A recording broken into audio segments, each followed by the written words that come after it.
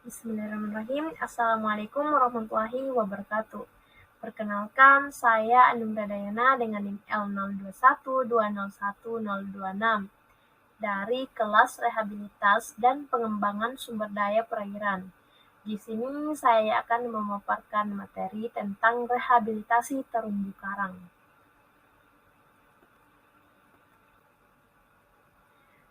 Nah, Indonesia dikenal sebagai salah satu pusat keanekaragaman hayati laut dunia. Dengan kekayaan terumbu karangnya, Indonesia memiliki luas total terumbu karang sekitar 85.200 km kuadrat atau sekitar 18% luas total terumbu karang dunia. Nah, sebelum itu, apa sih terumbu karang itu? Nah, karang adalah hewan polip yang berkoloni dan memiliki rangka luar yang keras dan kuat yang terbuat dari kalsium karbonat. Terumbu karang adalah sebuah ekosistem laut yang terdiri dari koloni-koloni organisme kehidupan seperti karang, anemon laut, ikan, dan makhluk laut lainnya. Terumbu karang terbentuk dari kumpulan-kumpulan karang yang tumbuh secara berkelompok dan membentuk struktur-struktur batuan di dasar laut. Terumbu karang sangat penting bagi kehidupan laut dan manusia karena mereka menyediakan habitat bagi banyak spesies laut dan juga memberikan perlindungan dari ombak dan badai. Terumbu karang juga berfungsi sebagai sumber makanan dan obat-obatan alami bagi manusia, serta menopang ekonomi bagi masyarakat pesisir yang bergantung pada ikan dan sumber daya laut lainnya. Namun, terumbu karang di seluruh dunia menghadapi ancaman yang serius, termasuk perubahan iklim, polusi, kegiatan manusia, seperti pembangunan pantai dan penggalian tambang, dan praktik penangkapan ikan yang merusak, seperti bom ikan. Perlindungan dan pemulihan terumbu karang menjadi semakin penting untuk menjaga kesehatan ekosistem laut dan keberlangsungan hidup manusia. Menurut laporan terbaru dari World Resources Institute, sekitar 75% terumbu karang dunia terancam punah dan diperkirakan akan hilang dalam beberapa dekade ke depan jika tindakan tidak segera diambil untuk melindungi dan mengembalikan ekosistem ini. Indonesia memiliki beberapa terumbu karang terbesar dan terindah di dunia. Namun terumbu karang Indonesia juga mengalami kerusakan yang signifikan akibat perubahan iklim, aktivitas manusia seperti penangkapan ikan yang tidak berkelanjutan, polusi, dan pembangunan pantai yang tidak teratur.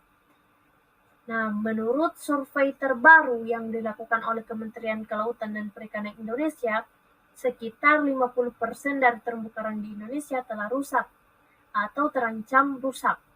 Daerah-daerah seperti Bali, Nusa Tenggara Timur, Sulawesi Utara, dan Maluku merupakan daerah dengan tingkat kerusakan terumbu karang yang sangat tinggi.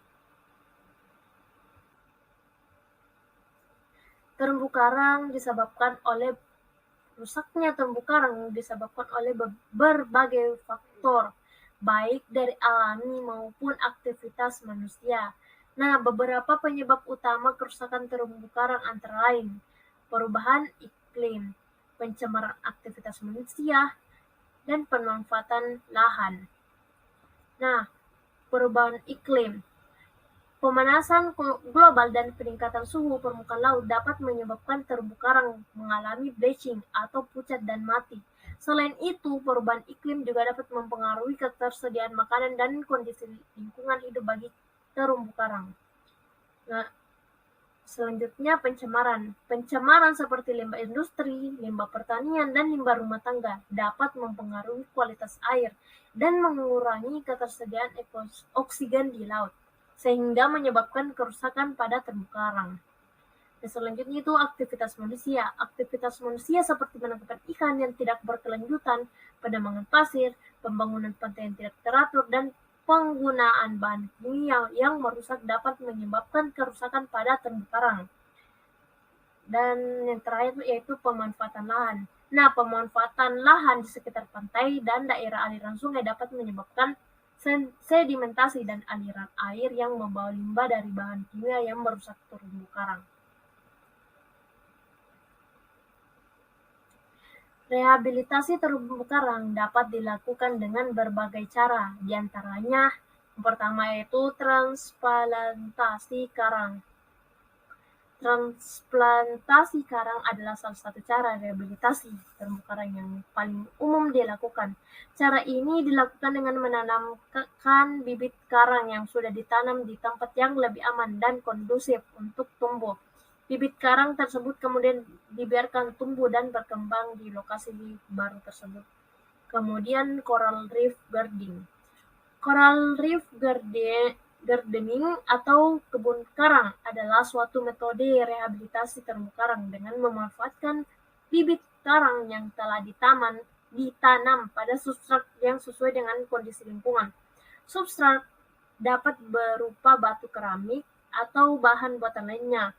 Kebun karang dikelola dan dirawat secara teratur untuk memastikan pertumbuhan bibit karang yang optimal. Nah, yang selanjutnya itu replanting rumput laut. Rumput laut merupakan salah satu jenis tumbuhan laut yang penting dalam ekosistem terumbu karang. Replanting rumput laut dapat dilakukan dengan menanam bibit rumput laut pada substrat yang sesuai dengan kondisi lingkungan. Replantasi rumput laut dapat meningkatkan kualitas air dan memperbaiki kondisi lingkungan di sekitar terumbu karang. Dan selanjutnya itu pengendalian alga invasif. Alga invasif merupakan salah satu faktor penyebab kerusakan terumbu karang. Pengendalian alga invasif dapat dilakukan dengan berbagai cara seperti pengendalian manual, penggunaan herbisida alami, dan penggunaan bioreaktor. Nah, adapun metode terumbu karang bisa bervariasi tergantung pada kondisi terumbu karang yang akan direhabilitasi, lokasi, dan sumber daya yang tersedia. Berikut beberapa metode rehabilitasi terumbu karang yang umum digunakan. Yang pertama itu transplantasi karang. Metode ini melibatkan pemindahan karang dari lokasi yang sehat ke lokasi yang rusak atau terganggu. Karang dapat dipindahkan dengan menggunakan metode fragmentasi atau stek. Fragmen atau stek karang yang sehat dipotong dari terumbu karang asli dan ditanam pada substrat yang sesuai dengan kondisi lingkungan di lokasi rehabilitasi. Metode transplantasi karang ini dapat memperbaiki keanekaragaman hayati dan meningkatkan produktivitas perikanan. Yang kedua yaitu coral reef gardening. Metode ini melibatkan penanaman bibit karang pada substrat buatan yang sesuai dengan kondisi lingkungan di lokasi rehabilitasi. Substrat yang digunakan dapat berupa keramik, beton, atau bahan buatan lainnya. Bibit karang akan tumbuh dan berkembang di substrat tersebut dan memperbaiki kondisi lingkungan di sekitar lokasi rehabilitasi.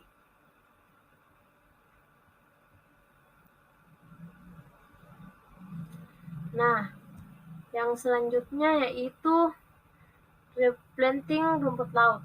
Rumput laut adalah salah satu komponen penting dalam terumbu karang. Metode replanting rumput laut melibatkan penanaman bibit rumput laut pada substrat yang sesuai dengan kondisi lingkungan di lokasi rehabilitasi.